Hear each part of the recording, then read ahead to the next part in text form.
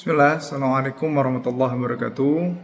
Innal hamdalillah nahmaduhu wa nasta'inu wa nastaghfiruh wa na'udzu billahi min shururi anfusina wa min sayyiati a'malina may yahdihillahu fala mudilla lahu wa may yudlil fala hadiyalah. Asyhadu an la ilaha illallah wa asyhadu anna Muhammadan abduhu rasul. Saudaraku, tahu nggak, menurut laporan global yang terbaru itu, lebih dari 700 manusia di dunia itu mengalami kelaparan yang kronis. Dan mirisnya, jutaan diantaranya adalah kaum muslimin. Yang artinya, ketika kita berpuasa hari ini karena ibadah, justru ada jutaan orang yang lapar bukan karena pilihan, bukan karena pahala, tapi karena tidak punya apa-apa.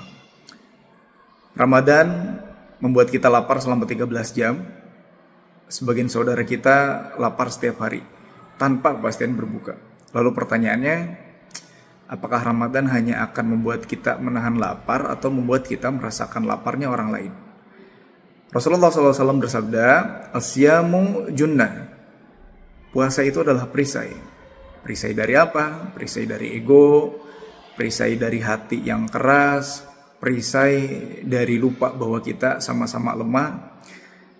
Saat lapar, kita sadar tubuh kita ini rapuh dan ternyata kita nggak sehebat yang kita kira ya.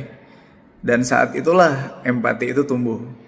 Rasulullah SAW juga bersabda, ada hadis yang betul-betul kiranya akan menampar diri kita, yang lebih sering dari kita itu menafikan dan seakan-akan hadis ini tidak ada.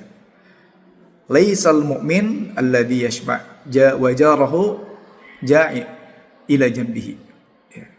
Bukanlah mukmin sejati orang yang kenyang sementara tetangganya itu lapar.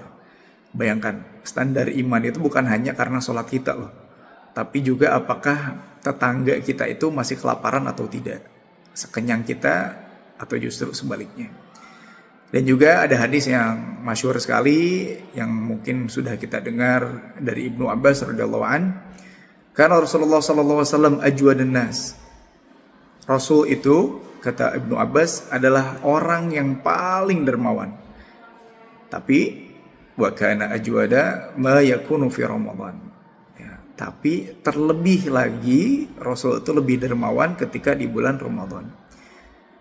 Juga kita pernah mendengar bagaimana sih sebetulnya para sahabat yang begitu hebat dalam berjihad, dalam menginfakkan hartanya.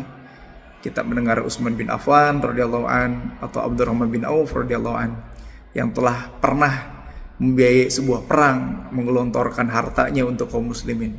Pertanyaan kita, emang Rasul sedermawan apa sih? Dalam riwayat yang lain, Rasulullah itu pernah menyampaikan, dalam hadis, mohon maaf ya, Rasulullah pernah menginfakkan sebuah kambing, ya, kawanan kambing yang berada di antara dua bukit. Jadi jika ada satu bukit, lalu diapit bukit yang lainnya, di bawah bukit itu, di antara dua bukit itu ada kambing milik Rasulullah dan ternyata itu diinfakkan ke seorang. Hingga orang yang diberikan itu masuk Islam dan dia berkata kepada kaumnya, "Wahai kaum, masuklah Islam, karena orang ini, Nabi orang Islam ini tidak takut miskin." Nah, juga ada qaul ulama yang menyentuh kita ya, dari Ibnu Rajab rahimahullah taala.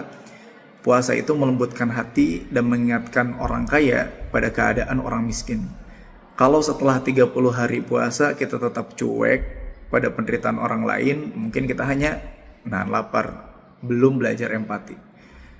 Ikhwati fillah, mungkin kita tidak bisa menghapus kelaparan dunia, tapi kita bisa memberi makan satu keluarga, mentraktir satu anak yatim, menyisihkan sebagian rezeki untuk saudara di Palestina, Yaman, Rohingya, atau di sekitar kita. Rasulullah SAW bersabda, ya, memberi makan satu orang berpuasa, pahalanya seperti ia berpuasa. Nah, satu kotak nasi yang kita mungkin sepelekan itu bisa jadi justru saksi kita di akhirat. Satu transfer kecil, 10.000, 20.000, justru bisa jadi penyelamat kita. Entah amalan kita mana yang akan diterima oleh Allah Subhanahu wa taala.